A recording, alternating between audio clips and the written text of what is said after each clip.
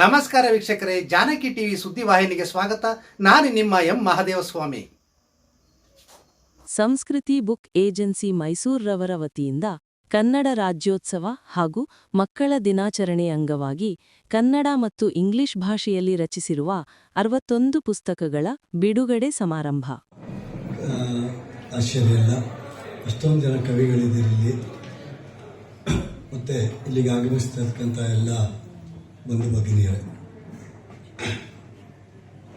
ಈ ಕಾರ್ಯಕ್ರಮ ಮೊದಲು ಇಲ್ಲಾಗಬೇಕಿತ್ತು. ಇಲ್ಲಿ ನಮ್ಮ ಶಾಲಾ ವಾರ್ಷಿಕೋತ್ಸವಕ್ಕೆ ಈಗಾಗಲೇ ಇವರು ಹೇಳಿದರು, ತಯಾರಿ ಆಗ್ತಿರೋದ್ರಿಂದ ನಿಮಗೆ ಇಲ್ಲಿ ಸ್ವಲ್ಪ ಅನಾನುಕೂಲ ಆಗ್ಬೋದು, ಅದರಿಂದ ವಿಜಯ ವಿಟ್ಲದಲ್ಲಿ ಮಾಡಿ ಅಂತ ಹೇಳಿದೆ. ಅಲ್ಲಿ ನಿನ್ನೆ ಇದ್ದಕ್ಕಿದ್ದಾಗೆ ಒಂದು ಸರ್ಕಾರಿ ಒಂದು ಆದೇಶ, ಅಲ್ಲಿ ಒಂದು TET ಪರೀಕ್ಷೆ ಮಾಡ್ತೀವಿ ಅಂತ ಮಕ್ಕಳಿಗೆಲ್ಲ ಹಾಲ್ ಟಿಕೆಟ್ ಕಳಿಸಿದ್ದಾರೆ. ನಮಗೆ ಹೇಳಿಲ್ಲ ನಮ್ಮ ಜಾಗದಲ್ಲಿ ಮಾಡ್ತೀವಿ ಅಂತ. ಇದು ಸರ್ಕಾರ ಕೆಲಸ ಮಾಡೋ ಶೈಲಿ.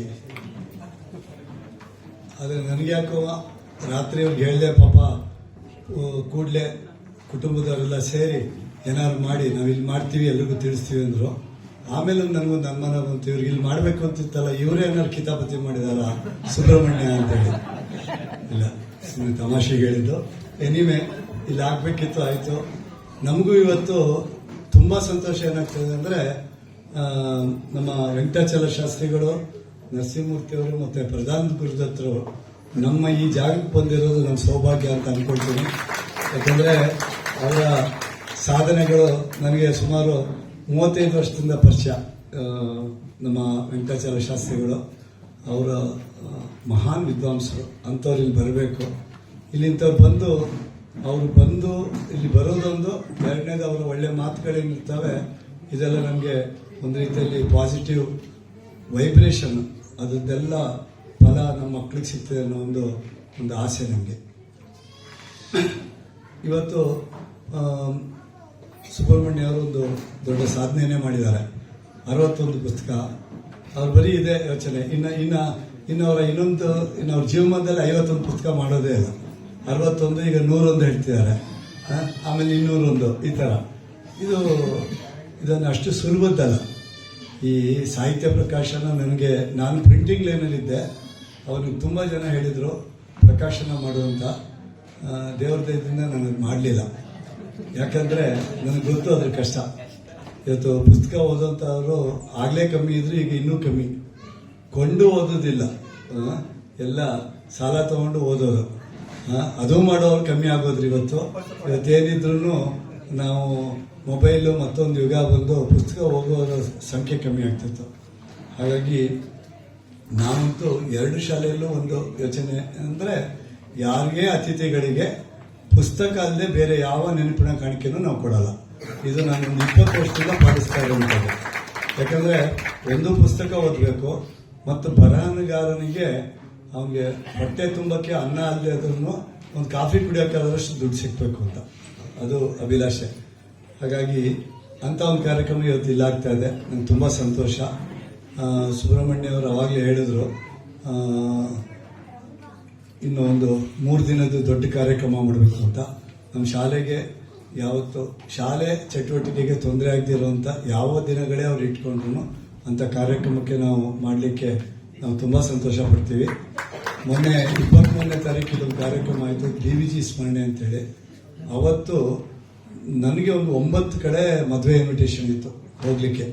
ಅಷ್ಟು ಮದುವೆಗಳು, ಊರೆಲ್ಲ ಮದುವೆ ಆವತ್ತು. ಅಂಥದ್ರಲ್ಲಿ ಈ ಹಾಲ್ ಫುಲ್ಲಾಗಿ ಹೊರಗಡೆ ಎಲ್ಲ ಜನ ನಿಂತಿದ್ರು. ಅಂದರೆ DVG ಅವರ ಆಕರ್ಷಣಾ ಶಕ್ತಿ ಮತ್ತು ಶತಾವಧಾನಿ ಗಣೇಶ್ ಅವರು ಬಂದಿದ್ರು. ಒಳ್ಳೆ ಕಾರ್ಯಕ್ರಮ ಆಯಿತು. ಇಂಥ ಕಾರ್ಯಕ್ರಮಗಳಿಲ್ಲಿ ಆಗಬೇಕು. ಯಾಕಂದರೆ ಶಾಲಾ ಅವಧಿ ಬಿಟ್ಟು ಬೇರೆ ಸಮಯದಲ್ಲಿ ಇಡೀ ಬಿಲ್ಡಿಂಗು ಖಾಲಿ ಇರುತ್ತೆ. ಆ ಸಮಯದಲ್ಲಿ ನಮ್ಮ ರಿಸೋರ್ಸಸ್ ಉಪಯೋಗ ಆಗಬೇಕು. ಇಲ್ಲಿ ಯಾವುದೇ ನಾವು ಬರ್ತ್ಡೇ ಪಾರ್ಟಿ ಮತ್ತೊಂದು ಕೊಟ್ಟು ನಮಗೆ ಇಲ್ಲಿ ಸಂಪಾದನೆ ಮಾಡಬೇಕು ಅಂತಿಲ್ಲ. ಹಾಗಾಗಿ ಇಲ್ಲಿ ಈ ಕಾರ್ಯಕ್ರಮ ಆಗ್ತಿರೋದು ತುಂಬ ಸಂತೋಷ. ನಿಮಗೆ ಮೊದಲ ಒಂದು ಯಾರು ಖರೀದಿದಾರರು ಇದ್ದರು, ಅವರು ಒಬ್ಬ ಖರೀದಿದಾರರು ಮೊದಲನೇ ಖರೀದಿ 1 ಸೆಟ್ ಪುಸ್ತಕ ಕೊಟ್ಟರೆ, ನಾನು 2ನೇ ಖರೀದಿದಾರ, ನನಗೆ 2 ಸೆಟ್ ಪುಸ್ತಕನ ಕಳಿಸ್ಕೊಡಿ. 2 ಶಾಲೆಯಲ್ಲಿ ಮಕ್ಕಳಿಗೆ, ಇದೆಲ್ಲ ಮಕ್ಕಳ ಪುಸ್ತಕ. ಆದ್ದರಿಂದ ನಮಗೆ ತುಂಬ ಸಂತೋಷ. ಮಕ್ಕಳು, ನಾವು ನಿಮ್ಗೆ ಸಾಧ್ಯ ಆದರೆ ನೀವು ಹೋಗುವಾಗ ನಮ್ಮ ಲೈಬ್ರರಿ ನೋಡ್ಕೊಂಡು ಹೋಗಿ. ವಾತಾವರಣ ಇದ್ದರೆ ಮಕ್ಕಳು ಓದ್ತಾರೆ ಅಂತ. ಆ ರೀತಿ ವಾತಾವರಣ ನಾವು ಇಲ್ಲಿಯ ಒಂದು ಗ್ರಂಥಾಲಯಕ್ಕೆ ಮಾಡಿದ್ದೀವಿ. ಸೊ ಮಕ್ಕಳು ಓದಬೇಕು, ಚೆಸ್ ಆಡಬೇಕು ಅಂತ ಚೆಸ್ಗೆ ಒಂದು ರೂಮ್ ಮಾಡಿದ್ದೇವೆ. ಯಾಕಂದರೆ ಬುದ್ಧಿಗೂ ಒಂದು ಮೆದುಳಿಗೆ ಒಂದು ವ್ಯಾಯಾಮ ಆಗಬೇಕು ಅನ್ನೋ ದೃಷ್ಟಿಯಿಂದ. ಹಾಗಾಗಿ ಈ ಕಾರ್ಯಕ್ರಮದಲ್ಲಿ ನನಗೆ ಭಾಗವಹಿಸೋಕ್ಕೆ ತುಂಬ ಸಂತೋಷ. ಯಾಕಂದರೆ ನಾನು ಇವತ್ತು ಪರಮ ಪೂಜ್ಯ ಪೇಜಾವರ ಶ್ರೀಗಳು ಮೈಸೂರಿನಲ್ಲಿದ್ದಾರೆ. ನಿನ್ನೆ ಸಂಜೆ ನಮ್ಮ ವಿಜಯವಿಠಲ ಕಾರ್ಯಕ್ರಮಕ್ಕೆ ಬಂದವರು ಇವತ್ತು ಇಲ್ಲಿಯ ಕಾರ್ಯಕ್ರಮ ಮುಗಿಸಿ ಹೋಗೋರು ಇದ್ದಾರೆ. ಇದು ಅವ್ರನ್ನ ಕೆಲವಾರು ನಮ್ಮ ಸಂಘ ಸಂಸ್ಥೆ ನಮ್ಮದೇ ಬೇರೆ ಸಂಸ್ಥೆಗಳಿಗೆ ಅವ್ರನ್ನ ಕರ್ಕೊಂಡು ಹೋಗಬೇಕಾಗಿದೆ. ಮತ್ತು ಬೇರೆ ಬೇರೆ ಕೆಲಸಗಳಿರೋದನ್ನ ನಾನು ಮೊದಲು ಹೊರಡ್ತಾ ಇದ್ದೀನಿ. ಅದಕ್ಕೆ ಇವರು ಒಂದು ಟೈಟ್ಲ್ ಕೊಟ್ಟಿದ್ರು, ಶುಭ ನುಡಿ ಅಂತೇಳಿ. ಹಾಗಾಗಿ ಶುಭ ನುಡಿ ಅಂತ ಹಾಕಿದ್ರೆ ನಾನು ಶುಭಾಶಯನ ಕೋರ್ತೇನೆ. ಹಿರಿಯರಿಗಿಂತ ಮುಂಚೆ ಮಾಡಿದ್ದಕ್ಕೆ ನನಗೆ ಅಲ್ಲೊಂದು ಎಕ್ಸ್ಕ್ಯೂಸ್ ಅಂದರೆ ಒಂದು ಕ್ಷಮೆ ಇದೆ ಅಂತ ನಾನು ಭಾವಿಸ್ತೇನೆ ಶುಭ ನುಡಿ ಹೇಳಲಿಕ್ಕೆ. ಇದ್ದಿದ್ರೆ ನಾನು ಅವರೆಲ್ಲ ಮಾತಾಡ್ಮೇಲೆ ಮಾತಾಡಬೇಕಿತ್ತು. ಎಲ್ರಿಗೂ ನಿಮಗೆ ವಂದಿಸಿ ಹಿರಿಯರಿಗೆ ನಾನು ನಂಬಿಸಿ ನನ್ನ ಕಾರ್ಯಕ್ರಮ ಸಂಪನ್ನಗೊಳ್ಳುವುದಕ್ಕೆ ಎಲ್ಲ ರೀತಿಯಿಂದಲೂ ಸಹಕರಿಸುವ ಶ್ರೀ ವಾಸುದೇವ ಭಟ್ ಅವರಿಗೆ ಇದೀಗ ಗೌರವ ಸಮರ್ಪಣೆ.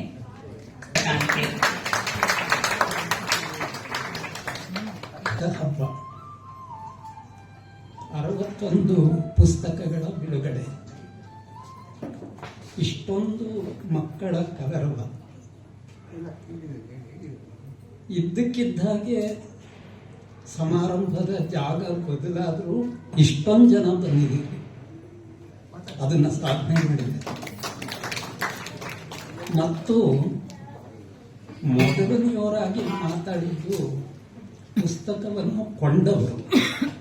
ಇಷ್ಟೂ ಕಾರಣಕ್ಕೆ ನನಗೆ ಸಂತೋಷ. ಜೊತೆಗೆ ನನ್ನದು ಕೂಡ 4 ಪುಸ್ತಕ ಪ್ರಕಟ ಆಗಿದೆ, ಅದು ಒಂದು ಸಂತೋಷ. ಮುದ್ದು ಮಕ್ಕಳ ಕಥೆಗಳು, ಅದರಲ್ಲಿ ಒತ್ತಕ್ಷರ ಇರಬಾರ್ದು, 3-4 ಅಕ್ಷರಕ್ಕಿಂತ ದೊಡ್ಡ ಪದ ಇರಬಾರ್ದು, ನೀತಿ ಇರಬೇಕು ಅಂತ ಒಂದು ನಿಯಮ ಇಟ್ಕೊಂಡು ಬರೆದಿದ್ದು ನವ ಸಾಕ್ಷರರಿಗಾಗಿ. ಮಕ್ಕಳು ಓದ್ಬೋದು.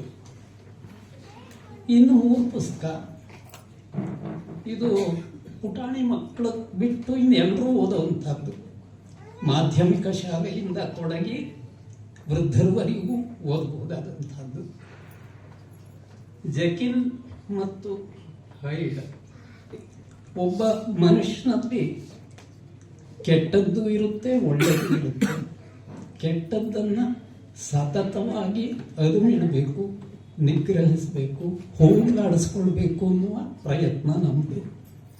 ಒಂದು ವೇಳೆ ಕೆಟ್ಟದ್ದಕ್ಕೆ ಮೇಲ್ಗೈಯಾಗ ಬಿಟ್ಟುಬಿಟ್ರೆ ಅದು ಮನುಷ್ಯನನ್ನು ದುರಂತಕ್ಕೀಡು ಮಾಡುತ್ತೆ. ಇದು ಒಂದು ಪುಟ್ಟ ಮಗು ಮತ್ತು ನಿಸರ್ಗ, ಈ ಎರಡರ ಸಂವಾದದಲ್ಲಿ ಒಂದು ಸುಂದರವಾದ ಪ್ರಪಂಚ ನಿರ್ಮಾಣ ಆಗುತ್ತೆ. ಇವಳು ತನ್ನ ಅಜ್ಜನೂ ಸೇರಿಕೊಂಡ ಹಾಗೆ, ಪುಟ್ಟ ಮಗು ತನ್ನ ಅಜ್ಜನೂ ಸೇರಿಕೊಂಡ ಹಾಗೆ ಇಡೀ ಪರಿಸರವನ್ನು ಉದಾತ್ತವಾಗಿ ನಡೆಯುವ ರೀತಿ ಮೇಲಕ್ಕೆತ್ತಾಳೆ. ಇಡೀ ಸಮಾಜನ, ಇಡೀ ಪರಿಸರನ. ಇದನ್ನ ಓದಿದ್ರೆ ಖಂಡಿತ ನಾವೆಲ್ಲರೂ ಆ ಉದಾತ್ತತೆಯ ಕಡೆಗೆ ಚಲಿಸಬಹುದು. ಅದರಿಂದ ಇದೆಲ್ಲ ನಾನು ಈ ಕಥೆಗಳು ಸ್ವಲ್ಪ ಇರುವಂಥ ಕಥೆಗೆ ಸ್ವಲ್ಪ ಬೇರೆ ಕಡೆ ಇವೆಲ್ಲ ಅನುವಾದಗಳು ಆಗಲಿ. ಇವೆಲ್ಲ ದೊಡ್ಡ ದೊಡ್ಡ ಲೇಖಕರು ಬರೆದಂಥದ್ದು, ದೊಡ್ಡ ವಸ್ತುಗಳಿರುವಂಥದ್ದು. ಕೊನೆ ಮಾತು, ನಾವು ಓದಲಿ ಬಿಡಲಿ, ಪುಸ್ತಕಗಳನ್ನು ಕೊಂಡು ಉಡುಗೊರೆಗೆ ಇದನ್ನು ಬಳಸಬೇಕು. ಅದು ನನ್ನ ಪ್ರಾರ್ಥನೆ. ಮಕ್ಕಳಲ್ಲಿ ಆಸಕ್ತಿಯನ್ನು ಹುಟ್ಟಿಸುವಂತಹ ಪುಸ್ತಕಗಳನ್ನು ಬರೆದಿರುವ ಡಾಕ್ಟರ್ ಪ್ರಣತಾರ್ತಿ ಹರನ್ ಅವರು ಅದರ ಒಂದು ಇಂಟ್ರೊಡಕ್ಷನ್ ಅನ್ನು ಕೂಡ ಅಷ್ಟೇ ಸ್ವಾರಸ್ಯಕರವಾಗಿ ನೀಡಿದರು. ಬಹುಶಃ ಎಲ್ಲರಿಗೂ ಆ ಪುಸ್ತಕಗಳನ್ನ ಓದಲೇಬೇಕು ಅನ್ನೋ ಹಂಬಲ ಬಂದಿರಲಿಕ್ಕೂ ಸಾಕು. ಧನ್ಯವಾದಗಳು ಸರ್. ಇದೀಗ ಈ ಕಾರ್ಯಕ್ರಮಕ್ಕಾಗಿಯೇ ಆಗಮಿಸಿರುವ ಶ್ರೀ ಕೆ.ವಿ. ರಾಮ್ ಪ್ರಸಾದ್ ಅವರಿಂದ ಕಾರ್ಯಕ್ರಮದ ಕುರಿತು ಒಂದೆರಡು ಮಾತು. ರಾಮ್ ಪ್ರಸಾದ್ ಅಂತ, ನಾನು ಮೂಲತಃ ಹಾಸನದವನು. ಮತ್ತೆ ಈಗ ಸುಮಾರು ಒಂದು 27-28 ವರ್ಷದಿಂದ ಕ್ಯಾಲಿಫೋರ್ನಿಯಾದಲ್ಲಿ ವಾಸ ಮಾಡ್ತೀನಿ.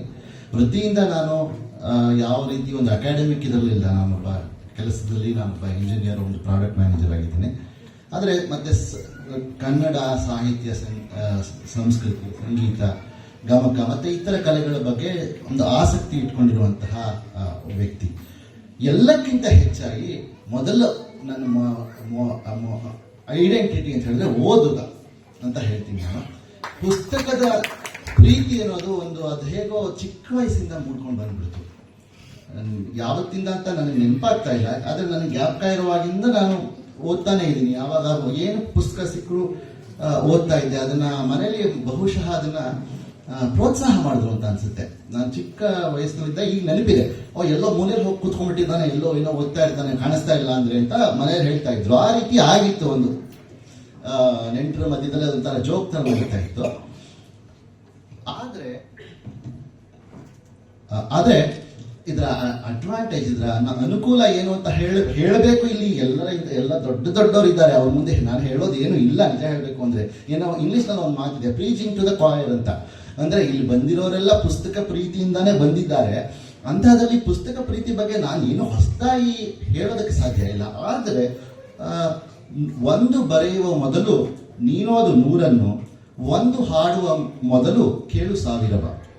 ಒಂದು ಬರೆಯುವ ಮೊದಲು ನೀನೋದು 100, ಒಂದು ಹಾಡುವ ಮೊದಲು ಕೇಳು 1000. ಎಂದರೆ 10ರ ಬದಲು ನೀನು ಕಟ್ಟುವೆಯೋ, ಒಂದು ಮುತ್ತನ್ನು ಕೇಳೋ ಮುದ್ದುರಂಗ. ಇದು ನಾನು ಸಂಸ್ಕೃತಿ ಸುಬ್ರಹ್ಮಣ್ಯ ಅವರೇ ಪಬ್ಲಿಷ್ ಮಾಡ್ತಾ ಇರುವ ನನ್ನ ಮುಂಬರುವ ಸಂಕಲನದಲ್ಲಿರುವ ಒಂದು ಪದ್ಯ ನೆನಪಾಯಿತು ಪುಸ್ತಕಗಳ ಬಗ್ಗೆ. ನಾವು ಪುಸ್ತಕಗಳನ್ನ ಬರೆಯಬೇಕು ಅಂತ ಎಲ್ರಿಗೂ ಒಂದು ರೀತಿ ಆಸಕ್ತಿ ಬರಬಹುದು. ಯಾಕಂದ್ರೆ ನಾವು ಲೋಕದಲ್ಲಿ ಏನೋ ನೂರಾರು ವಿಷಯಗಳನ್ನ ನೋಡ್ತೀವಿ, ಅದನ್ನ ಇನ್ನೊಬ್ಬರ ಜೊತೆ ಹಂಚ್ಕೋಬೇಕು ಅನ್ನುವ ಬಯಕೆ ಸಾಮಾನ್ಯ. ಯಾಕಂದ್ರೆ ನಾವು ಹಿಂದಿನಿಂದ ಒಂದು ಕಥೆಗಳನ್ನ ಕೇಳಿ ಬೆಳೆದಿರ್ತೀವಿ. ಹಿಂದಿನ ಕಾಲದಲ್ಲಿ ಅಜ್ಜಿ ಹೇಳಿದ ಕಥೆಗಳನ್ನ ಕೇಳಿ ಬೆಳೆಯುತ್ತಾ ಇದ್ದಿದ್ದ ಒಂದು ಕಾಲ ಇದ್ರೆ, ಈಗ ಕಾಲ ಬದಲಾಗಿದೆ. ಹಾಗಾಗಿ ಮಕ್ಕಳಿಗೆ ಅಜ್ಜಿಯ ಒಂದು ಸಾನ್ನಿಧ್ಯ ಸಿಗದೆ ಹೋಗ್ಬೋದು, ಅಜ್ಜಿ ಅಜ್ಜಂದ್ರ ಸಾನ್ನಿಧ್ಯ. ಆವಾಗ ಈ ಪುಸ್ತಕಗಳು ಅವರಿಗೆ ಜೊತೆ ಆಗುತ್ತೆ. ಒಂದು ಪುಸ್ತಕದ ಜೊತೆ ನಮಗೆ ಇದ್ದರೆ you will never feel lonely. Never in your life you feel lonely. ಎಷ್ಟು ದಿವಸ ಆದ್ರೂ ಕೂಡ ಒಂದು ಲೈಬ್ರರಿ ಒಳಗಡೆ ನೀವು ಇದ್ಬಿಟ್ರೆ ಸಮಯ ಕಳೆದು ಬಿಡ್ಬೋದು. ಆ ರೀತಿ ಒಂದು ಬೆಳವಣಿಗೆಯನ್ನು ನಾವು ಚಿಕ್ಕ ವಯಸ್ಸಿಂದ ಮಾಡ್ಕೋಬಹುದು. ಇದನ್ನ ನಾನು ಮುಖ್ಯವಾಗಿ ಚಿಕ್ಕ ಮಕ್ಕಳಿಗೆ ಹೇಳ್ತಾ ಇದ್ದೀನಿ. ಚಿಕ್ಕ ಮಕ್ಕಳಿಗೆ ತಿಳಿಯುವಂತಹ ವಯಸ್ಸಲ್ಲ, ಆದ್ರೆ ಚಿಕ್ಕ ಮಕ್ಕಳಿಗೆ ಏನ್ ಮಾಡ್ಬಿಡ್ಬೇಕು ಅಂದ್ರೆ, ಅವ್ರಿಗೆ ತಿಳಿಯೋದಕ್ಕೆ ಮೊದಲೇ ಇದನ್ನ ಒಂಥರ ಪುಸ್ತಕ ಓದು ಅಂತ ಒಂದು ರೀತಿ ಅದನ್ನ ಬರೆಸ್ಬಿಟ್ರೆ ಅವರಿಗೆ ಅದು ಅವ್ರಿಗೆ ನಿಂತ್ಕೊಂಡ್ಬಿಟ್ಟು ಒಂದು ವಿಶ್ವವನ್ನೇ ನಮಗೆ ತೆಗೆದು ಇಡೋದ್ರಲ್ಲಿ ಅದರಲ್ಲಿ ಒಂದು ಆಶ್ಚರ್ಯವೇ ಇಲ್ಲ. ಈಗ ಹರನ್ ಅವರು ಹೇಳಿದಂತಹ ಇಂಗ್ಲಿಷ್ ಪುಸ್ತಕಗಳು, ಜೆಕಿಲ್ ಅಂಡ್ ಹೈಡ್ ಇರ್ಬೋದು, ಅಥವಾ ಈಗ ಗುರುದತ್ ಅವರು ಮಾಡಿದ್ದಾರೆ ಶೆರ್ಲಾಕ್ ಹೋಮ್ಸ್ ಅವರ ಸಾಹಸಗಳು. ಈ ರೀತಿಯ ಹಲವು ಭಾಷೆಗಳ ಹಲವು ದೇಶಗಳ ಒಂದು ಸಂಸ್ಕೃತಿ, ಅಲ್ಲಿಯ ಕಾವ್ಯ, ಅಲ್ಲಿಯ ನಡವಳಿಕೆ ಎಲ್ಲವನ್ನ ನಾವು ಒಂದು ಕೂತ್ಕೊಂಡಿರುವಂತಹ ಜಾಗದಿಂದಾನೇ ಕಾಣೋಕ್ಕೆ ಸಾಧ್ಯ ಪುಸ್ತಕಗಳಿಂದ. ಇವತ್ತು ನಿಮ್ಗೆ ಒಂದು ಟಿವಿ ಇರ್ಬೋದು, ಒಂದು ಸಿನಿಮಾ ಇರ್ಬೋದು, ಆದ್ರೆ ನಿಜವಾಗ್ಲೂ ಹೇಳ್ತೀನಿ, ನೀವು ಒಂದು ಪುಸ್ತಕ ಹ್ಯಾರಿ ಪಾಟರ್ ಓದ್ತೀರಾ ಅಂತ ಇಟ್ಕೊಳ್ಳಿ, ಅದನ್ನ ಓದಿದಾಗ ಅದನ್ನ ಕಲ್ಪಿಸ್ಕೊಂಡಿರೋ ಇದು ಆ ಸಿನಿಮಾದಲ್ಲಿ ಮಾಡಿರೋದಕ್ಕಿಂತ ಚೆನ್ನಾಗಿದೆ. ಅಥವಾ ಒಂದು ವಂಶವೃಕ್ಷ ಓದಿದ್ದೀರಾ ನೀವು ಅಂತ ಅಂದ್ಕೊಳ್ಳಿ, ಭೈರಪ್ಪನವರದು. ಅದರಲ್ಲಿರುವಂತಹ ನಂಜನಗೂಡಿನಲ್ಲಿರುವಂತಹ ಒಂದು ವಾತಾವರಣ, ಅಲ್ಲಿ ಆಗಿದ್ದ ಒಂದು ಪ್ರವಾಹ, ಇದು ನೀವು ಪುಸ್ತಕದಲ್ಲಿ ಓದಿದ್ದು ನಿಮ್ಮ ಮನಸ್ಸಿನಲ್ಲಿ ನಿಲ್ಲೋ ಹಾಗೆ ನಿಮ್ಗೆ ಸಿನಿಮಾದಲ್ಲಿ ಅಥವಾ ಇನ್ನು ಟಿವಿನಲ್ಲಿ ತೋರ್ಸಕ್ ಸಾಧ್ಯನೇ ಇಲ್ಲ. ಅಥವಾ ನೀವು ಜೀವಮಾನದಲ್ಲಿ ನೋಡೇ ಇಲ್ಲ, ನೀವು ಕಾಶಿಗೆ ಹೋಗೇ ಇಲ್ಲ, ಆದ್ರೆ ಕಾಶಿನಲ್ಲಿ ಏನಾಯ್ತು ಅಂತ ನೀವು ಅದು ರಸ್ತೆಗಳು ಹೇಗಿದ್ದಿರ್ಬೋದು ಅನ್ನೋದನ್ನ ನೀವು ಆವರಣ ಅನ್ನೋ ಪುಸ್ತಕದಲ್ಲಿ ಓದ್ಬೋದು. ಅಥವಾ ನನ್ನ ಒಬ್ರು ಮಿತ್ರರೇ MR ದತ್ತಾತ್ರೇಯ ಅಂತ ಇದ್ದಾರೆ, ಅವ್ರದ್ದೊಂದು ಮುಸುಕು ಬೆಟ್ಟದ ಹಾದಿ ಅಂತ ಒಂದು ಕಾದಂಬರಿ ಬಹಳ ಚೆನ್ನಾಗಿದೆ, ಮನೋವೈಜ್ಞಾನಿಕ ವಿಷಯದ್ದು. ಅದು ಅವರು ಹುಟ್ಟಿ ಬೆಳೆದ ಚಿಕ್ಕಮಗಳೂರನ್ನ ಇಟ್ಕೊಂಡಿದ್ದಾರೆ, ಅದು ಒಂದು ಕೇಂದ್ರವಾಗಿ. ನೀವು ಚಿಕ್ಕಮಗಳೂರು ಹೋಗಿಲ್ಲದೆ ಇದ್ದು ನಿಮ್ಗೆ ಆ ಊರು ಹೊರಟೋಗಿದ್ದೀರಾ, ಅದನ್ನ ನೋಡ್ಬಿಟ್ಟಿದ್ದೀರಾ, ಪ್ರತಿಯೊಂದು ಬೀದಿನೂ ನಿಮಗೆ ಪರಿಚಯ ಆಗಿದೆ ಅಂತ ಅನ್ಸುತ್ತೆ. ಈ ಒಂದು ವಾತಾವರಣವನ್ನ ಪುಸ್ತಕಗಳು ನಮಗೆ ತರಬಲ್ಲವು. ಏನೋ ಒಂದು ಅದೃಷ್ಟವಶಾತ್ ಈ ಪುಸ್ತಕಗಳ ಮೇಲಿನ ಪ್ರೀತಿ ನನಗೆ ಚಿಕ್ಕ ವಯಸ್ಸಿನಲ್ಲೇ ಹುಟ್ಟಿತು. ಈಗ ನನಗೆ ಗೊತ್ತಿಲ್ಲ ಹೇಗಿದೆ ಈಗಿನ ವಿದ್ಯಾಭ್ಯಾಸ ಅಂತ. ಬಹುಶಃ ಈ ಸ್ಕೂಲ್ ನೋಡಿದಾಗ ನನಗೆ ತುಂಬಾ ಸಂತೋಷ ಆಯಿತು. ಅವರು ವಾಸುದೇವ ಭಟ್ರು ಇಲ್ಲ ಅಂತ ಕಾಣಿಸುತ್ತೆ, ಆದ್ರೆ ಇಲ್ಲಿರುವಂತಹ ಒಂದು ವ್ಯವಸ್ಥೆ ನೋಡಿದ್ರೆ ಬಹಳ ಆನಂದವಾಯಿತು. ನಾವು ಓದ್ತಾ ಇದ್ದಾಗ ಆ ಕಾಲದಲ್ಲಿ ಶಾಲೆಗಳಲ್ಲಿ ಆ ರೀತಿ ಇರ್ತಾ ಇರಲಿಲ್ಲ. ಒಂದು ಲೈಬ್ರರಿ ಆಗಲಿ ಇನ್ನೊಂದಾಗಲಿ ಆ ವ್ಯವಸ್ಥೆ ಬಹಳ ಕಡಿಮೆ ಇರ್ತಾ ಇತ್ತು. ಈಗ ನಾನು ಬೇರೆ ದೇಶದಲ್ಲಿದ್ದಾಗ ಅಲ್ಲಿ ಗಮನಿಸ್ತಾ ಇದ್ದೆ, ಭಾಷೆಗಳನ್ನ ಹೇಳ್ಕೊಡೋ ಒಂದು ವಿಧಾನನೇ ಬೇರೆ ಇದೆ. ಒಂದು ಟೆಕ್ಸ್ಟ್ ಅಂತ ಮಾಡಿಬಿಟ್ಟು ಒಂದು ರನ್ನನ ಗದಾಯುಧದಿಂದ 2 ಪದ್ಯ ಹೇಳ್ಕೊಡೋದು, ಅಥವಾ ಸರ್ವಜ್ಞನ ವಚನ 4 ಕೊಡೋದು, ಒಂದು ಕುಮಾರ್, ಆ ರೀತಿ ಹೇಳ್ಕೊಡೋದಿಲ್ಲ ಇಂಗ್ಲಿಷನ್ನ. ಅದರ ಬದಲಾಗಿ ಏನೋ ಒಂದು ಗ್ರಾಮ್ಯಾಟಿಕಲ್ ಎಲಿಮೆಂಟ್ಸ್ ಅಂತ, ಏನು ವ್ಯಾಕರಣದ ತತ್ವ ಏನಿದೆ ಅದನ್ನು ಮಾತ್ರ ತಿಳಿಸುವಷ್ಟು ಶಾಲೆಯಲ್ಲಿ ಪಾಠ. ಆದರೆ ಮಕ್ಕಳಿಗೆ ಅವರ ವಯಸ್ಸಿಗೆ ಅನುಗುಣವಾಗಿ, ಅವರು ಓದಿರೋದಕ್ಕೆ ಅನುಗುಣವಾಗಿ ಏನೇನು ಬೇಕೋ ಅದು ಬೇರೆ ಬೇರೆ ಪುಸ್ತಕಗಳನ್ನು ಅವರು ಓದ್ತಾರೆ. ಆಮೇಲೆ ಆ ಪುಸ್ತಕಗಳ ಮೇಲೆ ಇರುವಂತ ಒಂದು ರೆಡಿಮೇಡ್ ಕ್ವಿಜ್ ಇರುತ್ತೆ, ಅದನ್ನ ಅವರು ತಗೋಬಹುದು. ಅವರ ಯಾವ ರೀತಿ ಅದನ್ನ ಅರ್ಥ ಮಾಡ್ಕೊಂಡಿದ್ದಾರೆ ಅನ್ನೋದನ್ನ ಅದು ತೋರಿಸುವಂತಹ ಒಂದು ಕ್ವಿಜ್ಗಳಿರುತ್ತೆ. ಹಾಗಾಗಿ ಒಂದೇ ಶಾಲೆಯಲ್ಲಿ ಒಂದು 3ನೇ ಕ್ಲಾಸ್ನ ಮಗು, ಎಲ್ಲ ಮಕ್ಕಳು ಒಂದೇ ಪುಸ್ತಕ ಓದ್ತಾ ಇರೋದಿಲ್ಲ. ಅವರವರಿಗೆ ಬೇಕಾದ ಪುಸ್ತಕಗಳನ್ನ ಓದಿ ಆ ಪುಸ್ತಕದಿಂದ ಅವರು ಏನನ್ನ ಗ್ರಹಿಸಿಕೊಂಡ್ರು ಅನ್ನೋದನ್ನ ಒಂದು ಎವ್ಯಾಲ್ಯೂಯೇಟ್ ಮಾಡುವಂತಹ ಒಂದು ಸಿಸ್ಟಮ್ ಅಲ್ಲಿ ಎಜುಕೇಶನ್ ಸಿಸ್ಟಮ್ ಅಲ್ಲಿ ಇದೆ. ಅದು ನನಗೆ ಗೊತ್ತಿಲ್ಲ ಇಲ್ಲಿ ಇವಾಗ ಬಂದಿದೆಯೋ ಇಲ್ವೋ ಅಂತ. ಆ ರೀತಿ ಬಂದರೆ ಅದಕ್ಕೆ ಇಂಥ ಪುಸ್ತಕಗಳು ಬಹಳ ಸಹಕಾರಿ. ಇವತ್ತು ಮಾಡಿರುವಂತಹ ಪುಸ್ತಕ, ಒಂದು ಬ್ಲ್ಯಾಕ್ ಬ್ಯೂಟಿ ಅಥವಾ ಶರ್ಲಾಕ್ ಹೋಮ್ಸ್ ಮೂಲವನ್ನು ಓದೋಕ್ಕೆ ಕಷ್ಟ ಆಗ್ಬೋದು. ಒಂದು 2ನೇ ತರಗತಿ ಮಕ್ಕಳಿಗೆ, 4ನೇ ತರಗತಿ ಮಕ್ಕಳಿಗೆ ಓದೋಕ್ಕೆ ಕಷ್ಟ ಆಗ್ಬೋದು. ಜೆಕಿಲ್ ಅಂಡ್ ಹೈಡ್ ಇದೆಲ್ಲ ಕಷ್ಟ ಆದ್ರೆ ಅದನ್ನ ಚಿಕ್ಕ ಚಿಕ್ಕ ವಯಸ್ಸಿಗೆ ಬೇಕಾಗುವಂತಹ, ಬೇರೆ ಬೇರೆ ಮಟ್ಟಕ್ಕೆ ಬೇಕಾಗುವಂತಹ ಅನುವಾದಗಳು, ಮೂಲಗಳು ಸರಳೀಕರಿಸಿರೋದು, ಇಂಥದ್ದೆಲ್ಲ ಇದ್ರೆ ಅದನ್ನ ಬೆಳೆಸೋದಕ್ಕೆ ಚಿಕ್ಕ ವಯಸ್ಸಿನಲ್ಲೇ ಮಕ್ಕಳಿಗೆ ಅದನ್ನ ಹೊಮ್ಮಿಸಿ ಅದರ ಒಂದು ಪ್ರೀತಿಯನ್ನು ಹೊಮ್ಮಿಸೋದಕ್ಕೆ ಕಾರಣವಾಗಲಿ ಅಂತ ಅದರಲ್ಲಿ 100 ಪುಸ್ತಕಗಳನ್ನ ಪಬ್ಲಿಷ್ ಮಾಡ್ತಾ ಇದ್ದಾರೆ ಸಂಸ್ಕೃತಿ ಸುಬ್ರಹ್ಮಣ್ಯ ಅವರು ಬಾ ಅಂತ ಹೇಳಿದಾಗ ನನಗೆ ತುಂಬಾ ಸಂತೋಷ ಆಯಿತು. ಮುಖ್ಯವಾಗಿ ದೊಡ್ಡವರು ಅವ್ರ ಪಕ್ಕದಲ್ಲಿ ಕೂತ್ಕೊಳ್ಳುವಂತ ಒಂದು ಅವಕಾಶ ನಮ್ಗೆ ಯಾವತ್ತೂ ಸಿಕ್ಕೋದಿಲ್ಲ. ಪ್ರಧಾನ ಗುರುದತ್ತರೇ ಆಗಲಿ, ವೆಂಕಟಾಚಾರ್ಯ ಶಾಸ್ತ್ರಿಗಳೇ ಆಗಲಿ, ಇವುಗಳೆಲ್ಲ ನಾವು ದೂರದಿಂದ ನಮಸ್ಕಾರ ಮಾಡಬಹುದೇ ಹೊರತು ಅವ್ರನ್ನ ಹತ್ತಿರದಲ್ಲಿ ಹೋಗಿ ಒಂದು ಪಕ್ಕದಲ್ಲಿ ಕೂತ್ಕೊಳ್ಳೋದ್ರೆ ಅದೇ ಒಂದು ನಮ್ಗೆ ಒಂದು ವಿಶೇಷ ಅಂತ ಅನಿಸ್ತು. ಹಾಗಾಗಿ ನಾನು ಹಾಸನದಲ್ಲಿದ್ದೆ, ಆಗ್ಲಿ ನಾನು ಸಾಯಂಕಾಲ ಮನೇಲಿ ಏನೋ ಒಂದು ಕಾರ್ಯಕ್ರಮ ಇತ್ತು, ಇಲ್ಲ ನಾನು ಬಂದ್ಬಿಟ್ಟು ಒಂದ್ಸಲ ಎಲ್ಲರಿಗೂ ನಮಸ್ಕಾರ ಹೇಳ್ಬಿಟ್ಟು ಒಂದು 5 ನಿಮಿಷ ಮಾತಾಡ್ಬಿಟ್ಟು ಹೋಗ್ತೀನಿ ಅಂತ ಹೇಳಿದೆ. ನಾನು ಹೆಚ್ಚು ಸಮಯ ತಗೊಳ್ಳೋದಕ್ಕೆ ಇಷ್ಟಪಡೋದಿಲ್ಲ. ಪುಸ್ತಕಗಳು ಯಾವತ್ತೂ ಒಂದು ಪ್ರಪಂಚವನ್ನು ನಮ್ಮ ಸುತ್ತ ಸೃಷ್ಟಿಸುತ್ತೆ. ಇದೇ ರೀತಿ ಇನ್ನೊಂದು ಪದ್ಯ ಇದೆ ನನ್ನ ಪುಸ್ತಕದಲ್ಲಿ, ನನ್ನ ಇದರ ಸಂಕಲನದಲ್ಲಿ ಕ್ಷಣದಲ್ಲಿ ನನಗೆ ಸಿಕ್ಲಿಲ್ಲ. ಪ್ರಾಬ್ಲಮ್ ಏನು ಅಂತ ಹೇಳಿದ್ರೆ, ನಾವು ಚಿಕ್ಕ ವಯಸ್ಸಿನಲ್ಲಿ ಓದಿರುವಂತಹ ಒಂದು ರಾಮಾಯಣದ ಕಥೆ ಇರ್ಬೋದು, ಅದು ಯಾವುದೇ ಪುಸ್ತಕ ಇದೇ ಇರ್ಬೋದು, ನೆನಪಿನಲ್ಲಿ ಉಳಿಯುತ್ತೆ. ಆದ್ರೆ ಇವತ್ತು ನಾವು ಬರೆದಿರೋ ಸಾಲುಗಳು ನಮಗೆ ನೆನಪಿರೋದಿಲ್ಲ. ಸೊ ಆ ಪುಸ್ತಕ ನನ್ನ ಕಣ್ಮುಂದೆ ಇಲ್ಲದೆ ಇದರಿಂದ ನಾನು ಹೇಳ್ತಾ ಇಲ್ಲ. ಆದ್ರೆ ಪುಸ್ತಕಗಳು ಒಂದು ಪ್ರಪಂಚವನ್ನ ನಮಗೆ ತಿಳಿಯುತ್ತವೆ. ಅದು ನಿಮಗೆ it's much more larger than what you can get from other media. ನಾವು ಯಾವುದೇ ಟಿವಿ ಇನ್ನೊಂದು ಮತ್ತೊಂದು ಇದಕ್ಕಿಂತ ಹೆಚ್ಚಾಗಿ ಎಕ್ಸ್ಪೀರಿಯನ್ಸ್, ಬಿಕಾಸ್ ಆ experience starts from your brain ಒಳಗಿಂದ ಹೊರಗೆ ಬರುವಂತಹ ಪ್ರಪಂಚವನ್ನ, ಆ ಪ್ರಪಂಚದಲ್ಲಿ ನಾವು ಏನ್ ಬೇಕಾದ್ರೂ ಆಗ್ಬೋದು.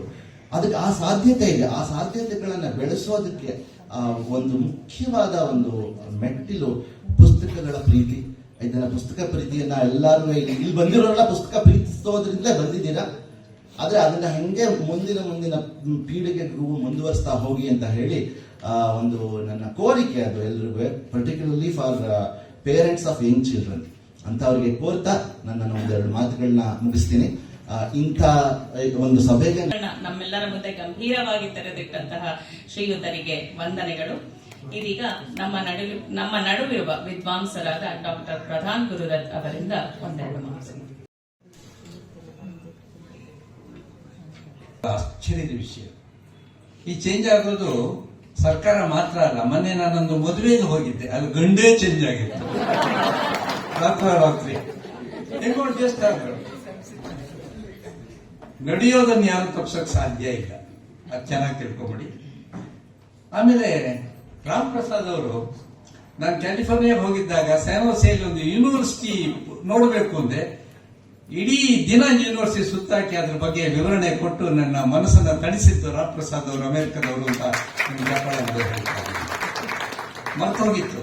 ವಯಸ್ಸಾದ್ಮೇಲೆ ಮರ್ತು ಹೋಗಿರುತ್ತೆ ಮುಖ, ಅವರೇ ಬಂದು ಪರಿಚಯ ಮಾಡಿಕೊಂಡ್ರು. ಅದಕ್ಕೆ ಹಳೆ ಕಾಲದಲ್ಲಿ ನಾವು ಪ್ರವರ ಹೇಳಿ ನನ್ನ ಹೆಸರು ಇಂಥದ ಹಂಬೋ ಅಭಿವಾದಿ ಅಂತ ಹೇಳೋದು ಒಳ್ಳೇದು, ನಿಜವಾಗ್ಲು. ಯಾಕಂದ್ರೆ ಎಷ್ಟೋ ಸಲ 2-3 ತಿಂಗಳು ಟೂರ್ ಆದ್ಮೇಲೆ ಹೆಂಡತಿ ಮುಖನೇ ಮರ್ತೋಗಿರುತ್ತೆ. ಸೊ ಈ ತರದೆಲ್ಲ ಸಮಸ್ಯೆಗಳಿರುತ್ತೆ. ಈಗ ಸುಬ್ರಹ್ಮಣ್ಯ ಅವರ ಈ ಸಾಹಸದ ಬಗ್ಗೆ ನಾನು ಏನು ಹೇಳಬೇಕು ಅಂತ ಗೊತ್ತಾಗ್ತಾ ಇಲ್ಲ. ಅನೇಕ ಪುಸ್ತಕ ಬಿಡುಗಡೆ ಕಾರ್ಯಕ್ರಮಗಳಿಗೆ ನಾನು ಹೋಗಿದ್ದೀನಿ. ಈ ತರ 61 ಪುಸ್ತಕಗಳು ಏಕಕಾಲಕ್ಕೆ ಮಕ್ಕಳ ಕೈಯಲ್ಲಿ ಬಿಡುಗಡೆ ಮಾಡಿಸ್ತಾ ಇರೋದು ಸರ್ವಕಾಲಿಕ ದಾಖಲೆ ಅಂತ ನಾನು ಹೇಳ್ತಾ ಇದ್ದೀನಿ. ಸಾಧ್ಯವೇ ಇಲ್ಲ, ಇಂಪಾಸಿಬಲ್. ಅದು ಹೇಗೆ ಮಾಡ್ತಾ ಇದ್ದಾರೆ? ರಷ್ಯಾಗೂ ಉಕ್ರೇನ್ಗೂ ಯುದ್ಧ ಶುರು ಆದ ಮೇಲೆ ಪುಸ್ತಕೋದ್ಯಮದ ಮೇಲೆ ಏನು ಪ್ರಭಾವ ಆಯಿತು ಅಂತಂದ್ರೆ, ಯುದ್ಧಕ್ಕೆ ಮುಂಚೆ 2600 ರೂಪಾಯಿ ಒಂದು ರೀಮ್ ಪೇಪರ್ ಸಿಗ್ತಾ ಇತ್ತು. ಇವತ್ತು 5600 ರೂಪಾಯಿ ಒಂದು ರೀಮು. ಯುದ್ಧ ಉಕ್ರೇನ್ ಮತ್ತು ರಷ್ಯಾದ್ದು ಇನ್ನು ಜಾಸ್ತಿ ಇದೆಯಾ ಸರ್? 5600 ಆಲ್ಮೋಸ್ಟ್ ಡಬಲ್ ಆಗಿದೆ. ಹೀಗಾಗಿ ಪುಸ್ತಕದ ಬೆಲೆ 100, 150, 200 ಇಟ್ಟರು ಕೂಡ ಅದು ಸಾಕಾಗ್ತಾ ಇಲ್ಲ. ಪ್ರಕಾಶನ ಅನ್ನೋದು ಸುಲಭ ಅಲ್ಲ, ಅದು ಬಹಳ ಬಹಳ ಕಷ್ಟ. ಅಂತಹದ್ದನ್ನೇ ಅವರು ಮಾಡಿದ್ದಾರೆ, ಸಂತೋಷ ಆಗ್ತಾ ಇದೆ. ಮಕ್ಕಳ ಮನಸ್ಸಿನ ವಿಕಾಸಕ್ಕೆ ನಾವಿಂಥ ಪುಸ್ತಕಗಳು ಬೇಕೇ ಬೇಕು ಅಂತ ಪ್ರಾರಂಭಕ್ಕೆ ಹೇಳ್ತೀನಿ. ಒಂದು, ನಾನು ಕಂಡಂತೆ ಮಕ್ಕಳು ನಮಗಿಂತ ಬುದ್ಧಿವಂತರು ಇರ್ತಾರೆ, ಅದರಲ್ಲಿ ಎರಡೊಂದು ಮಾತು ಇಲ್ಲವೇ ಇಲ್ಲ. ನಿಮ್ಮ ಮಕ್ಕಳನ್ನೂ ತಗೊಳ್ಳಿ ನೀವು, ಅವರು ನಿಮಗಿಂತ ಬುದ್ಧಿವಂತರು, ಹೋದಾದ್ರೆ ಚಪ್ಪಾಳೆ ಹೊಡೆಯಿರಿ. ನಾನು ಮೈಸೂರು ಬ್ಯಾಂಕ್ ಮ್ಯಾನೇಜರ್ ಆಗಿದ್ದಾಗ ಯಾವುದೋ ಒಂದು ಸರ್ಕಾರಿ ಶಾಲೆಯಲ್ಲಿ ಮಾರಲ್ ಸೈನ್ಸ್ ಕ್ಲಾಸ್ ತಗೊಳ್ಳಿ ಅಂತ ಹೇಳಿದ್ರು. ಬ್ಯಾಂಕ್ ಮ್ಯಾನೇಜರ್ ಎದುರುಗಡೆನೆ ಸರ್ಕಾರಿ ಶಾಲೆ, ಮಕ್ಕಳಿಗೆಲ್ಲ ಇಷ್ಟ. 8, 9, 10ನೇ ಕ್ಲಾಸ್ ಕಂಬೈನ್ ಮಾಡಿದ್ರೆ 200 ಮಕ್ಕಳಾಗ್ತಾ ಇದ್ರು. ಮಾರಲ್ ಸೈನ್ಸ್ ಕ್ಲಾಸ್ ಅಂತ ನಾವು ಏನಾದ್ರೂ ಬಂದು ಹೇಳ್ತೀವಿ, ಮಕ್ಕಳಿಗೆ ಖುಷಿ. ಯಾಕೆಂದ್ರೆ ನಾವು ಈ ಗೆಸ್ಟ್ ಲೆಕ್ಚರ್, ಗೆಸ್ಟ್ ಫ್ಯಾಕಲ್ಟಿ ಆಗಿ ಬಂದು ನಾವು ಏನೇ ಓದಿದ್ರು ಅದು ಎಕ್ಸಾಮಿನೇಷನ್ ಬರೋದಿಲ್ಲ, ಅದೊಂದು ಆನಂದ. ಅವ್ರಿಗೆ ಇಷ್ಟ ಇಲ್ಲ ಅಂದ್ರೆ ಆರಾಮಾಗಿ ಚುಕ್ಕಿ ಆಟ ಆಡ್ಕೊಂಡು ಕೂತಿರ್ಬೇಕು, ನಾವು ಕೇಳಲ್ಲ. ಹೀಗಾಗಿ ಅವತ್ತು ಏನಾದ್ರೂ ಒಳ್ಳೇದು ಹೇಳಬೇಕು ಅಂತ ಸ್ವಂತ ಕಬೀರ್ ದಾಸರನ್ನು ಕರ್ಕೊಂಡು ಬಂದೆ. ಕಬೀರ್ ದಾಸ್ ಹೇಳ್ತಾರೆ, ಮಕ್ಕಳೇ, ಹೈಸ್ಕೂಲ್ ಮಕ್ಕಳೆಲ್ಲ ಅವ್ರು ಹೇಳ್ತಾರೆ, ತಾಯಿ, ದೇವರು, ಗುರು ಇದನ್ನೆಲ್ಲ ಕಂಪೇರ್ ಮಾಡಿ ಕೆಲವು ಪದ್ಯಗಳೆಲ್ಲ ಕೋಟ್ ಮಾಡಿದೆ. ಕೋಟ್ ಮಾಡಿದ್ಮೇಲೆ, ಈಗ ನೀವು ಬೆಳಗ್ಗೆ ಬಾಗಿಲು ತೆಗಿತೀರಾ 6 ಗಂಟೆಗೆ, ಎದುರುಗಡೆ ನಿಮ್ಮ ಪ್ರೈಮರಿ ಸ್ಕೂಲ್ ಮಾಸ್ಟರ್ ಕೈಯಲ್ಲಿ ಬೆತ್ತಾಡ್ಕೊಂಡು ನಿಂತಿರ್ತಾನೆ, ಪಕ್ಕದಲ್ಲಿ ನಿಮ್ಮ ಮನೆ ದೇವರು ಕಿರೀಟ ಹಾಕೊಂಡು ನಿಂತಿರ್ತಾನೆ. ಇಬ್ರು ಏಕಕಾಲಕ್ಕೆ ಪ್ರತ್ಯಕ್ಷ ಆದಾಗ ಯಾರಿಗೆ ಮೊದಲನೇ ನಮಸ್ಕಾರ ಮಾಡ್ತೀರಾ ಕೇಳಿದೆ. ಯಾರಿಗೆ ಮಾಡ್ತೀರಾ ನೀವು? ಗುರುಗಳು ಒಂದ್ ಕಡೆ ನಿಂತಿದ್ದಾರೆ, ಮೇಷ್ಟ್ರು ನಿಂತಿದ್ದಾರೆ, ಮತ್ತೊಂದ್ ಕಡೆ ದೇವರು ನಿಂತಿದ್ದಾರೆ. ನಿಮ್ಮ ಮನೆ ದೇವರು ವೆಂಕಟೇಶ್ವರ ಆಗ್ಬೋದು, ಕೃಷ್ಣ ಆಗ್ಬೋದು, ರಾಮ ಆಗ್ಬೋದು. ಮೊದಲನೇ ನಮಸ್ಕಾರ ಫಸ್ಟ್ ಒಬ್ಬರಿಗೆ, ಆಮೇಲೆ ಇನ್ನೊಬ್ಬರಿಗೆ, ಸೈಮಲ್ಟೇನಿಯಸ್ ಅಲ್ಲ. ಅರ್ಧ ಹಂಚ್ಕೊಳ್ಳಿ ಅಂತ ನಮಸ್ಕಾರ ಮಾಡಂಗಿಲ್ಲ. ಯಾರು ಮಾಡ್ತೀವಿ? ಗುರುಗಳಿಗೆ ಮಾಡ್ತೀವಿ. ಕರೆಕ್ಟ್ ಆಗಿದೆ. ಯಾರು ಹೇಳಿದ್ರು ಗುರುಗಳಿಗೆ ಅಂತ? ಆಮೇಲೆ ಸುಬ್ರಹ್ಮಣ್ಯ ಅವರು ಚಾಕ್ಲೇಟ್ ಕೊಡ್ತಾರೆ, ತಗೊಳ್ಳಿ. ಗುರುಗಳು ನಮಸ್ಕಾರ ಮಾಡ್ತೀವಿ. ಯಾಕೆಂದ್ರೆ ದೇವರ ಅಸ್ತಿತ್ವದ ಬಗ್ಗೆ ಹೇಳಿದ್ದೇ ಗುರುಗಳು. ಇವನು ಗೋಪಾಲ, ಇವನು ವೆಂಕಟೇಶ್ವರ, ಇವನು ಹನುಮಂತ ಅಂತ ನಮಗೆ ಹೇಳ್ಕೊಟ್ಟಿದ್ದಿಲ್ಲ. ಅಂದ್ರೆ ಗುರುಗಳಿಲ್ಲ ಅಂದ್ರೆ ದೇವರ ಬಗ್ಗೆ ನಮ್ಗೆ ಗೊತ್ತಾಗ್ತಾ ಇರಲಿಲ್ಲ. ಹಾಗೆ ಮುಂದುವರೆದು ತಾಯಿ ಮತ್ತು ಗುರು ಸಂಬಂಧಗಳ ಬಗ್ಗೆ ಒಂದೆರಡು ಪದ್ಯ ಹೇಳಿ. ಮಕ್ಕಳೇ, ಸ್ವಂತ ಕಬೀರ್ ದಾಸ್ ಹೇಳ್ತಾರೆ, ತಾಯಿಗಿಂತ ಗುರು ಮೇಷ್ಟ್ರು ಶ್ರೇಷ್ಠ. ಯಾಕೆ ಅಂತಂದ್ರೆ, ಒಬ್ಬ ತಾಯಿಯಾದವಳು ತನ್ನ ಮಗುವನ್ನ ಒಂದು ಉತ್ತಮ ವ್ಯಕ್ತಿಯನ್ನ ಮಾಡಿ ಸಮಾಜಕ್ಕೆ ಬಿಡ್ತಾಳೆ. ಗುರುವಾದವನು ಇನ್ನೂ ಹೈಯರ್ ಲೆವೆಲ್ ತಗೊಂಡು ಹೋಗ್ತಾನೆ, ಪಾರಮಾರ್ಥಿಕ ವಿಷಯಗಳನ್ನು ಹೇಳ್ತಾನೆ, ದೇವರನ್ನ ಮೋಕ್ಷಕ್ಕೆ ಒಂದು ದಾರಿ ಮಾಡ್ತಾನೆ. ಆದ್ರಿಂದ ಗುರು ಅಥವಾ ಮೇಷ್ಟ್ರು ಅವನೇ ಗ್ರೇಟು. ಇದು ಕಬೀರ್ ಹೇಳಿದ್ದಾರೆ. ನೀವೇನ್ ಹೇಳ್ತೀರಪ್ಪ ಅಂತ ಲಾಸ್ಟ್ ಅಲ್ಲಿ ಕ್ವಶನ್ ಕೇಳಿದೆ. ಒಬ್ಬ ಹುಡುಗ, ನಾನು ಮೇಷ್ಟ್ರಾಗಿ ಪಾಠ ಮಾಡ್ತಾ ಇದ್ದೆ, ಅವ್ನು ಖುಷಿಯಾಗಿದ್ದ. ಸರ್, ನಾ ಹೇಳ್ತೀನಿ ಅಂತ. ಏನ್ ಹೇಳೋ ಅಂದೆ. ಸರ್, ಗುರುಗಳು ಸರ್, ತಾಯಿಗಿಂತ ಗುರುಗಳು ಸರ್, ತಾಯಿಗಿಂತ ಮೇಷ್ಟ್ರು ಸರ್ ಅಂತ. ನೀವು ಸರ್, ನೀವು ಗ್ರೇಟು ಸರ್ ಅಂತ. ನಂಗೆ ಖುಷಿ ಆಗೋಯ್ತು. ಪರವಾಗಿ ಹೇಳ ಇಲ್ಲಿ ಅಂದೆ. ತಾಯಿಗಿಂತ ಮೇಷ್ಟ್ರು ಗ್ರೇಟು ಹೆಂಗೆ ಅಂತ ಹೇಳೋ ಅಂದೆ. ಅದಕ್ಕೆ ನೋಡಿ ಸರ್, ಒಬ್ಬ ತಾಯಿ ಆದವಳು 15 ನಿಮಿಷಗಳ ಕಾಲ ಜೋಗಳ ಹಾಡಿ ಇದು ತಟ್ಟಿ ತಟ್ಟಿ ತಟ್ಟಿ ತಟ್ಟಿ ಒಂದು ಮಗುವನ್ನು ಮಾತ್ರ ಮಲಗಿಸ್ಲಿಕ್ಕೆ ಸಾಧ್ಯ ಸರ್. ಗುರುಗಳಾದ ನೀವು 15 ನಿಮಿಷಗಳ ಕಾಲ ಪಾಠ ಮಾಡಿದ್ರೆ ಶಾಲೆಯಲ್ಲಿ ಇರೋ ಅಷ್ಟು ಮಕ್ಕಳು ಮಲಗಿಬಿಡುತ್ತಾರೆ ಸರ್. ಆದ್ರಿಂದ ನೀವೇ ಬೇಕು ಸರ್ ಅಂತ. ಅವನು ನನಗೆ ಗುರು ಆದ. ಇನ್ನೊಬ್ಬರ ಮನಸ್ಸನ್ನ ನೋಯಿಸದೆ ಮಾತಾಡೋದನ್ನ ಅವನಿಂದ ನಾನು ಕಲಿತೆ. ಪ್ರಿಯವಾಕ್ಯ ಪ್ರಧಾನೇನ ಸರ್ವೇ ತುಷ್ಯಂತಿ ಜಂತವಃ. ಪ್ರಿಯವಾಗಿ ಮಾತಾಡೋದ್ರಿಂದ ಎಲ್ಲರಿಗೂ ಖುಷಿ ಆಗುತ್ತೆ. ತಸ್ಮಾತ್, ಆದ್ದರಿಂದ ತದೇವ ವಕ್ತವ್ಯಂ. ಪ್ರಿಯವಾದ ಮಾತುಗಳನ್ನೇ ಆಡು. ವಚನೇಕ ದರಿದ್ರತ ಮಾತಿಗೆ ಏನು ಬರ ಅಂತ ಪುಟ್ಟ ಹುಡುಗ ನನಗೆ ಹೇಳ್ಕೊಟ್ಟ. ಹೀಗೆ ಮಕ್ಕಳಿಂದ ಕಲಿಯೋದು ತುಂಬಾನೇ ಇರುತ್ತೆ. ಒಬ್ಬ ಹರಕತೆ ಮಕ್ಕಳು ಎಷ್ಟು ಜಾಣರು ಅಂತ ನಾನು ಹೇಳ್ತಾ ಇದ್ದೀನಿ. ಈಗ ಹರಕತೆ ದಾಸರೊಬ್ಬರು ಹರಕತೆ ಮಾಡ್ತಾ ಇದ್ರು. ಬಲಿಚಕ್ರವರ್ತಿಯ ಕಥೆ ಅದು. ವಾಮನ ಬಂದ, ತ್ರಿವಿಕ್ರಮ ಆದ, 3 ಹೆಜ್ಜೆ ಜಾಗ ಕೇಳಿದ, 1 ಹೆಜ್ಜೆಯನ್ನು ಭೂಮಿ ಮೇಲಿಟ್ಟ, ಇನ್ನೊಂದು ಹೆಜ್ಜೆ ಆಕಾಶಕ್ಕೆ ಇಟ್ಟ, 3ನೇ ಹೆಜ್ಜೆ ಎಲ್ಲಿಡ್ಲಿ ಅಂತ ಕಥೆ. ಆವಾಗ 3ನೇ ಹೆಜ್ಜೆ ಎಲ್ಲಿಡ್ಲಿ ಅಂತ ಬಲಿಚಕ್ರವರ್ತಿನ ಕೇಳಿದಾಗ ಅವನು ನನ್ನ ತಲೆ ಮೇಲೆ ಇಡು ಅಂತ ಅಂದ. ಅದು ಗೊತ್ತು, ಅವನು ಭೂಗತ ಮಾಡ್ತಾರೆ. ಈ ಕಥೆ ಹೇಳ್ತಿದ್ದಾಗ ಒಬ್ಬ ಹುಡುಗ ಪ್ರಶ್ನೆ ಕೇಳ್ತಾನೆ, ಎಷ್ಟು ಚುರುಕಿರ್ತಾರ ನೋಡಿ. ಅಲ್ಲ ಸರ್, ಇಡೀ ಭೂಮಿ ಮೇಲೆ ಪಾದ ಇಟ್ಟ ಮೇಲೆ ಬಲಿ ಚಕ್ರವರ್ತಿ ಎಲ್ಲಿ ನಿಂತಿರ್ತಾನೆ? ಭೂಮಿ ಮೇಲೆ ತಾನೇ ಇರ್ಬೇಕು, ಜಾಗ ಎಲ್ಲಿರುತ್ತಾನೆ? ತಬ್ಬಿಬ್ಬಾಗ್ಬಿಟ್ರು ಇವರು, ಯಾರು ದಾಸರು, ಇಡೀ ಭೂಮಿ ಕವರ್ ಆಗ್ಬಿಡುತ್ತೆ. ಹೀಗಿರುವಾಗ ಎಲ್ಲಿ ನಿಂತ್ಕೊಳ್ಳಕ್ ಸಾಧ್ಯ ಅವನು ಕೇಳಕ್ಕೆ, ಪ್ರಶ್ನೆ ಮಾಡಕ್ಕೆ?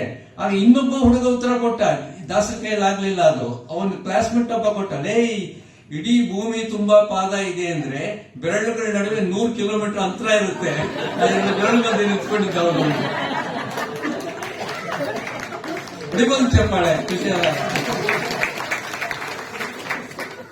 ಹೌದು ಹೌದು ಅಂತ ದಾಸರು ಬಚಾವಾದ್ರು. ಹೀಗೆ ಮಕ್ಕಳದು.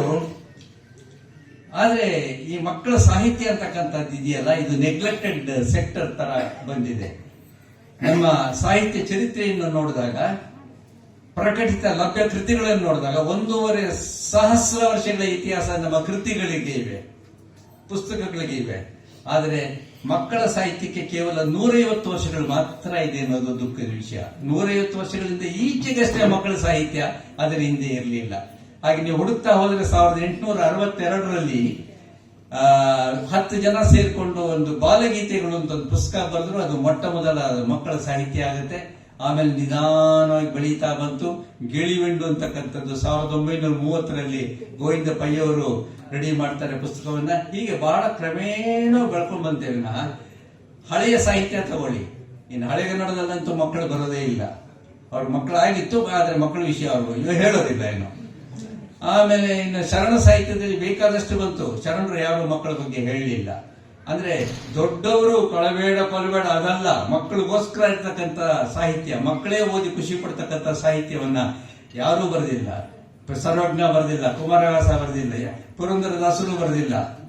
ನೀತಿ ಹೇಳಿದ್ರು, ಅದು ಬೇರೆ. ಮಕ್ಕಳ ಸಾಹಿತ್ಯವನ್ನ ತದನಂತರ ಸ್ವಾತಂತ್ರ್ಯ ನಂತರ ಅದು ಜಾಸ್ತಿ ಆಗ್ತಾ ಹೋಯಿತು. ಮಂಗಳೂರಲ್ಲಿ ಪ್ರಕಾಶ್ ಪಡ್ಕೋಣೆ ರಾಮಾನಂದರಾಯರು ಕೇಳಿರ್ಬೇಕು, ಬಹಳ ದೊಡ್ಡ, ನನ್ನ ದೃಷ್ಟಿಯಲ್ಲಿ ಮೊಟ್ಟ ಮೊದಲ ಅದ್ಭುತ ಹಾಸ್ಯ ಸಂಕಲನವನ್ನು ಕೊಟ್ಟಿದ್ದೇವರು. ಅದರಲ್ಲಿ ಮಕ್ಕಳಿಗೂ ಇಷ್ಟ ಆಗೋ ರೀತಿಯಲ್ಲಿ ಬರೆದಿದ್ದಾರೆ. ದರ ಬೇಂದ್ರೆಯವರು ಅದಕ್ಕೆ ಮುನ್ನಡಿ ಬರೆದಿದ್ದಾರೆ.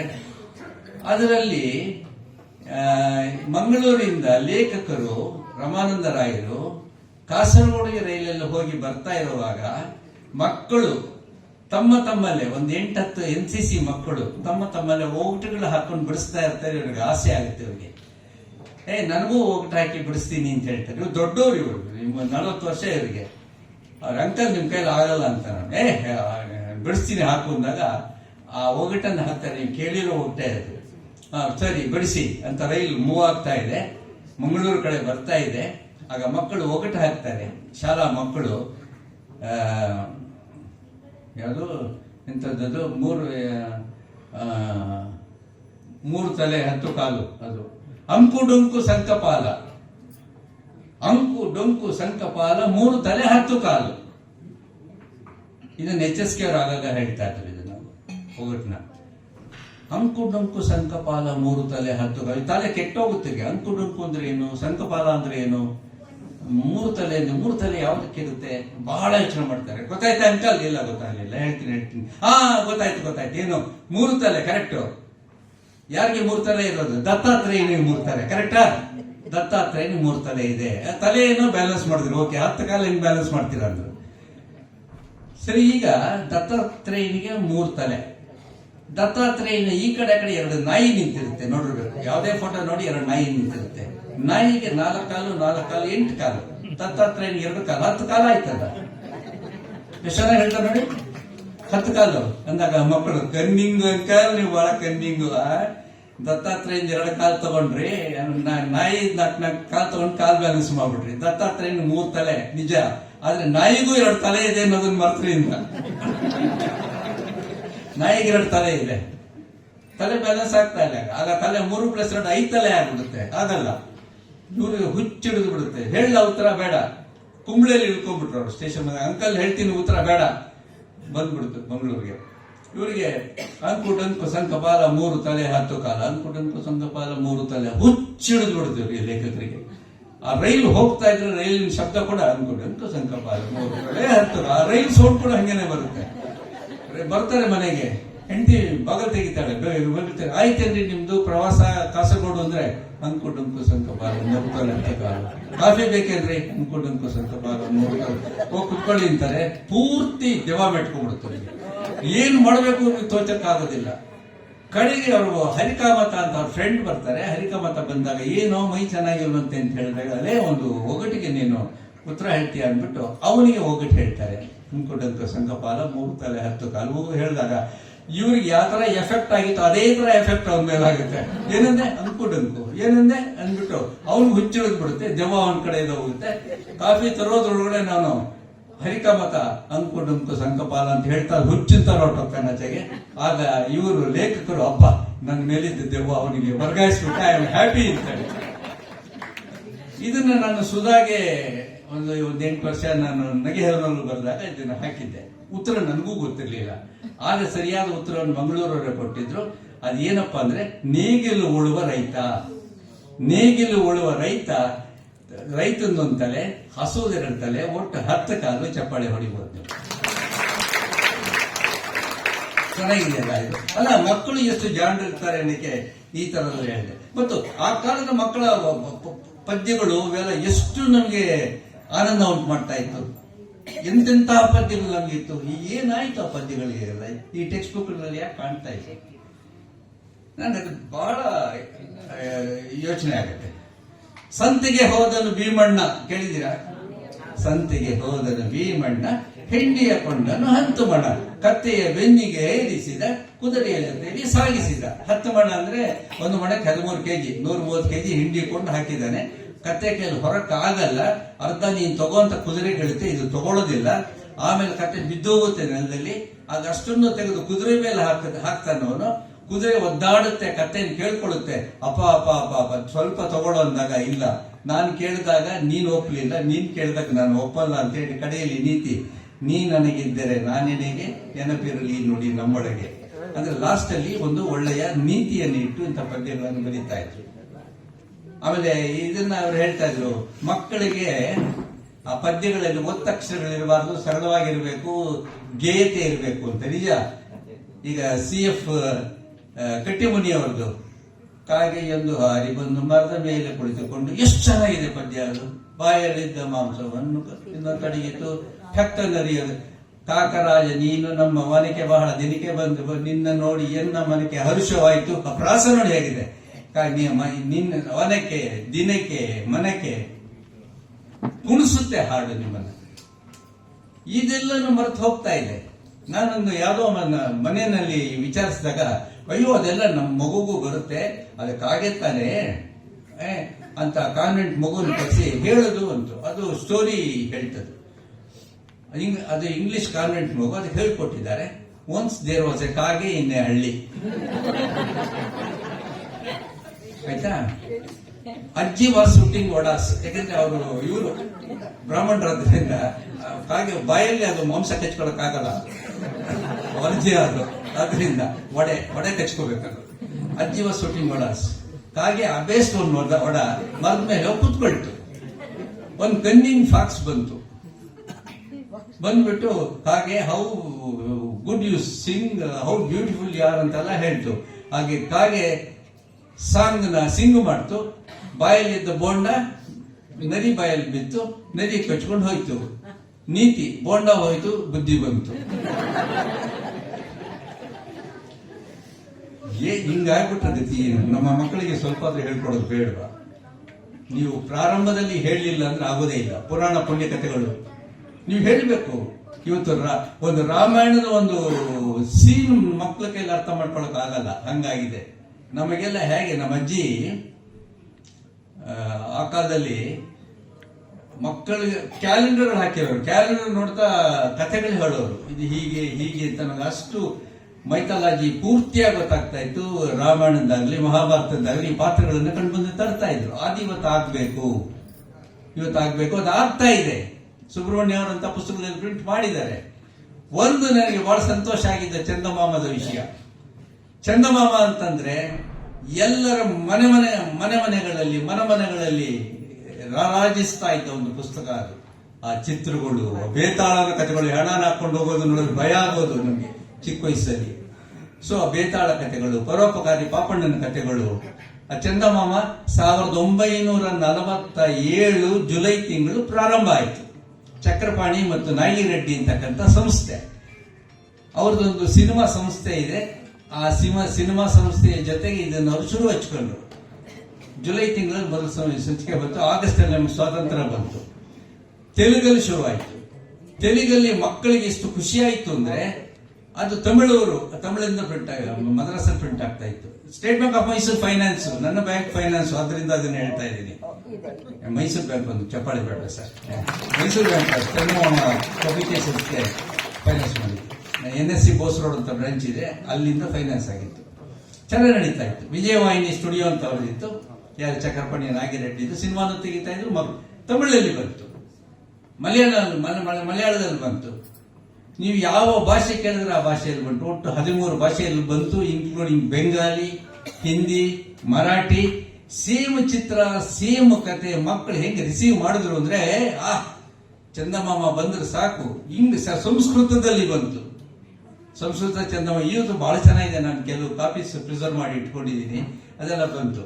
ಆಮೇಲೆ ಚೆನ್ನಾಗಿ ನಡ್ಕೊಂಡು ಹೋಗ್ತಾ ಇತ್ತು. ಅದು ಇನ್ನೊಂದು ಜಿಯೋ ಸ್ಯಾಡಿಕ್ ಅಂತ ಯಾವುದೋ ಒಂದು ಕಂಪನಿಗೆ ವರ್ಗಾವಣೆ ಆಯಿತು.